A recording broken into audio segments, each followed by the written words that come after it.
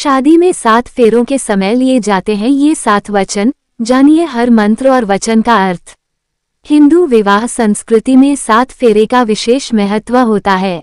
ये 7 फेरे सिर्फ एक रस्म नहीं बल्कि पति पत्नी के बीच 7 जन्मों का साथ का एक पवित्र बंधन होता है। इन 7 फेरों के दौरान दोनों एक दूसरे को 7 वचन देते हैं जो जीवन भर निभाने का वादा होते हैं। एक बार किसी के साथ 7 फेरे ले लिया तो उस रिश्ते को 7 जन्मों तक निभाने का वादा करते हैं। विवाह हिंदू धर्म के 16 संस्कारों में से एक होता है। शादी होते समय पंडित जी कई सारी मंत्र पढ़ते हैं। इन्हीं मंत्रों के उच्चारण के साथ ही लड़का और लड़की अग्नि को साक्षी मानकर 7 फेरे लेते हैं और एक दूसरे को 7 वचन देते हैं, जिनका दाम्पत्य जीवन में काफी महत्व होता है। इसी रस्म के दौरान इन 7 फेरों को करते समय पंडित जी 7 वचनों को संस्कृत भाषा में बोलते हैं। पंडित जी द्वारा बोले गए हर एक वचन का एक खास मतलब होता है। आइए इस लेख में विवाह के दौरान लिए जाने वाले 7 फेरों का मतलब और महत्व के बारे में विस्तार से जानते हैं। तीर्थव्रतद्योपन यज्ञकर्म मया सह प्रियवयम कुर्याय वामांगमायामि तदा त्वदीयम ब्रवीति वाक्यम प्रथम कुमारी।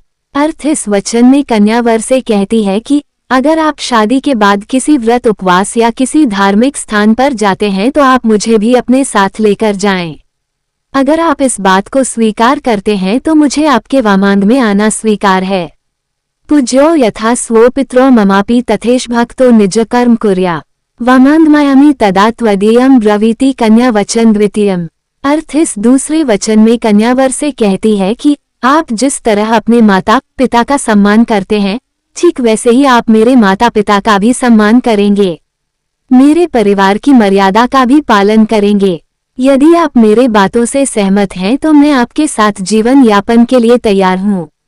जीवनम अवस्थात्रयमं पालना कुर्यात् वामांगम्यामि तदा त्वदीयम ब्रवीति कन्या वचन तृतीयम।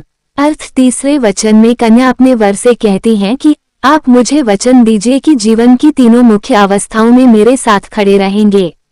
यदि आप मेरे बातों से सहमत हैं तो मैं आपके साथ जीवन यापन के लिए तैयार हूँ।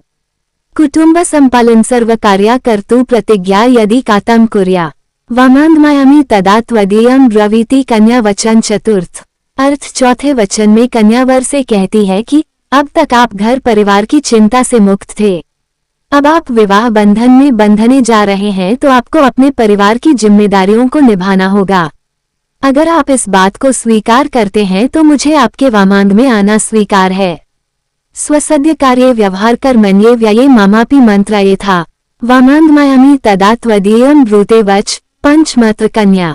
अर्थ इस 5वें वचन में कन्या वर से कहती है कि अगर आप घर परिवार का कोई बड़ा निर्णय ले रहे हैं तो उसमें मेरी भी राय लेंगे। अगर आप इस बात को स्वीकार करते हैं तो मुझे आपके वामांग में आना स्वीकार है। न मैपमान सविधे सखीना द्यूत न वा दुर्व्यस भंजश्चेत वामांगमायामि तदा त्वदीयम ब्रवीति कन्या वचन च षष्ठम।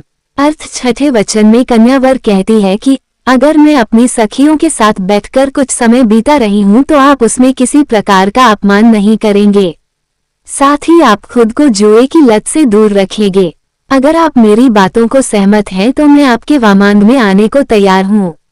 परस्त्रियम मातसमा समीक्षा स्नेह सदा चेन्मयी कांत कुर्या वामांगमायामि तदा त्वदीयम ब्रूते वच सप्तम मत्र कन्या। अर्थ अंतिम यानी 7वें वचन में कन्या कहती है कि आप पराई औरतों को माता और बहन के समान देखेंगे और पति पत्नी के प्रेम के बीच में तीसरे किसी भी व्यक्ति को कभी जगह नहीं देंगे।